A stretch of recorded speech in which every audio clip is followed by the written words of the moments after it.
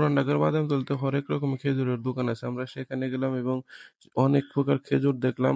খেজুর দেখার পরে পছন্দ করলাম খেজুর একটা চাচার দোকানে। আমরা চাচার দোকানে ঢুকলাম।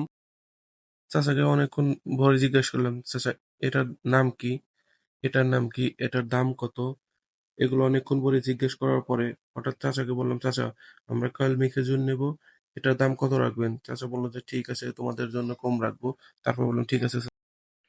পছন্দ হওয়ার পরে চাচাকে জিজ্ঞেস করলাম, চাচা কোন খেজুর কত টাকা রাখবেন, ফাইনাল করেন। আপনি তো বললেন খেজুরের এই দাম ওই দাম। পরে চাচা বললো যে ঠিক আছে, আসো একটা হিসাব করি। হিসাব করতে করতে হঠাৎ বন্ধুরা মিলে বললো, হ্যাঁ চাচা ঠিক টাকায় রাখতেছে। তো আমাদের হিসাব হয়ে গেল। বন্ধু রাসেলকে বললাম, রাসেল টাকাগুলো তাড়াতাড়ি গুনে চাচাকে দিয়ে দাও, তারপরে চলো আমাদের খেজুর ভাগ করে নিতে হবে সবার। চাচাকে টাকাগুলো দেওয়ার পরে আমরা খেজুর ভাগ করতে আসলাম এই মামার দোকানে। মামাকে বললাম, মামা আপনার ওয়েট মিটারটা দেন একটু, আমরা ভাগ করে নিব। পরে মামা বলল যে ঠিক আছে নেন, পলিথিনে দিব। পরে মামা ফ্রিতে আমাদের পলিথিন দিয়ে দিলেন। আমরা সবাই খেজুর পলিথিনে করে ভাগ করে নিয়ে বাসায় আসলাম। আর হ্যাঁ, এটাই বাস্তব।